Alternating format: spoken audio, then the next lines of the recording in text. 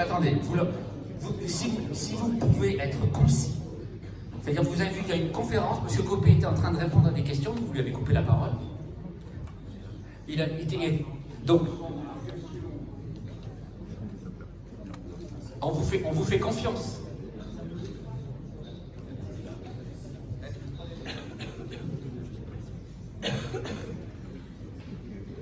Nous interrompons ce sommet pour vous faire passer un message. Ce sommet est une honte. Nous sommes Extinction Rebellion et Extinction Rebellion continuera de s'interposer tant que de véritables actions ne seront pas mises en place pour réellement lutter contre le changement climatique et la destruction du vivant. Nous ne vous laisserons pas prétendre que vous êtes des entreprises vertes lorsque vous œuvrez activement pour l'extinction de notre espèce. Bravo! Vous ne devez pas honte quand même. Il y a dans cette salle le directeur d'Amazon France, le président de Vinci Autoroute, le PDG de Pierre Fabre. Ce sommet qui accueille des représentants de Google, Amazon, Exxon, LVMH, Pfizer, ose s'appeler le Common Good Summit. Vous le sous-titrez Sommet du bien commun. J'aurais tellement honte à votre place. Comment pouvez-vous parler de sauver le bien commun lorsque, comme Pierre Fabre, vous poussez à la construction d'une autoroute, la 69, qui va artificialiser 400 hectares de terres cultivables? Alors qu'un objectif de zéro artificialisation des sols a été fixé, quand, comme Vinci, vous construisez ces mêmes autoroutes et vous faites des sommes d'argent inimaginables dessus, quand vous volez des centaines de milliers de litres cubes d'eau à l'heure où les nappes phréatiques sont vides et qu'un été caniculaire nous guette, quand vous expropriez les agricultrices en plein milieu d'une crise sociale et financière, tout ça pour construire une autoroute qui ne va permettre de gagner que 12 minutes de temps de trajet. Tout ça pour construire une autoroute dans le but de désengorger des routes si peu utilisées que les hérissons ont largement le temps de traverser. Durant ce sommet, vous aimez parler de démocratie. Mais je vous le demande, où est la démocratie lorsque vous vous entêtez à construire une autoroute qui a obtenu 87% d'avis négatifs lors de l'enquête publique environnementale?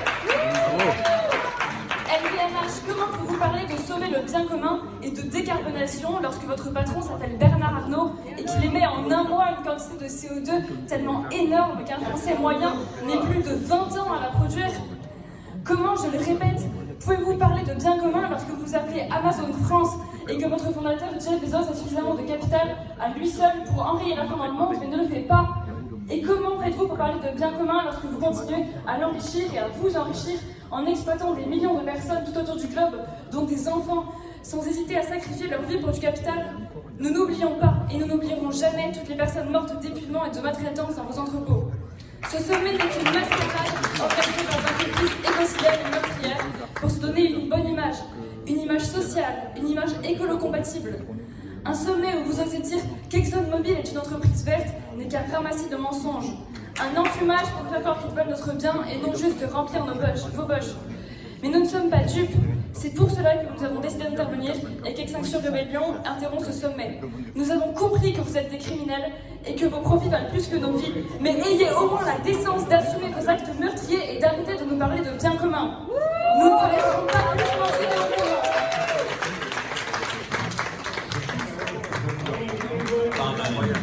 Hier, vous aviez dit... Vous m'avez demandé 5 minutes. 5 minutes. Vous m'avez demandé 5 minutes. Hier, vous avez dit il y a des activistes. Aujourd'hui, il y avait des activistes l'année dernière. Ça va devenir une habitude qu'il y ait des activistes au sommet du bien commun. Vous avez raison.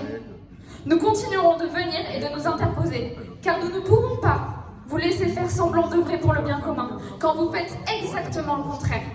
Nous ne vous laisserons jamais tranquille.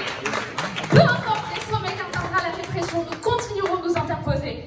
Parce que lorsque vous exploitez des millions de personnes, lorsque vous vous faites de l'argent sur la vie et l'avenir des habitants et habitantes de cette planète, lorsque vous savez depuis les années 70 que vous êtes en train de provoquer la 6e extinction de masse et donc de condamner l'ensemble de l'humanité, lorsque vous avez fait du lobbying pendant des décennies pour nier la crise climatique, la seule chose que vous pouvez faire pour sauver le bien commun, c'est de mettre la clé sous la porte et de démissionner. Là voilà votre fameuse responsabilité sociétale.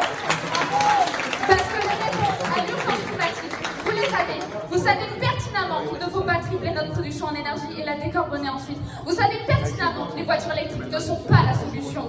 Non, vous savez très bien qu'il faut que l'on change de modèle, que l'on décroisse, que l'on arrête d'artificialiser les terres. Mais ça, vous vous en fichez parce que ça ne rapporte pas de l'argent de ne rien faire. D'arrêter d'artificialiser les terres, d'arrêter de construire des infrastructures inutiles. Vous le savez pertinemment. Plutôt que de faire face à la vérité, vous l'ignorez et la camouflez. Et vous organisez des événements comme celui-ci pour vous convaincre que vous êtes de bonnes entreprises responsables et éthiques, que vous faites des bonnes choses. Mais au fond de vous savez très bien que vous œuvrez pour la destruction de l'humanité.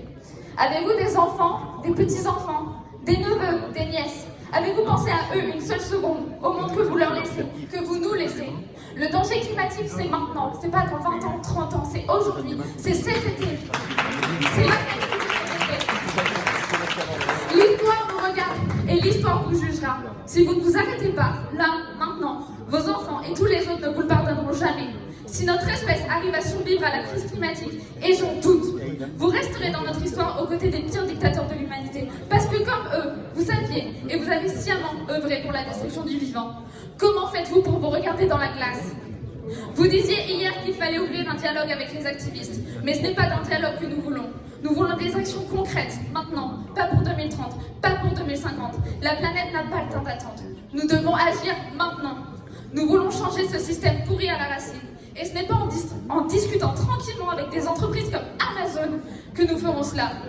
Cette intervention est un avertissement. Nous continuerons de nous soulever, de nous rebeller contre la 6e extinction de masse que vous provoquez. Nous ne vous laisserons jamais tranquilles.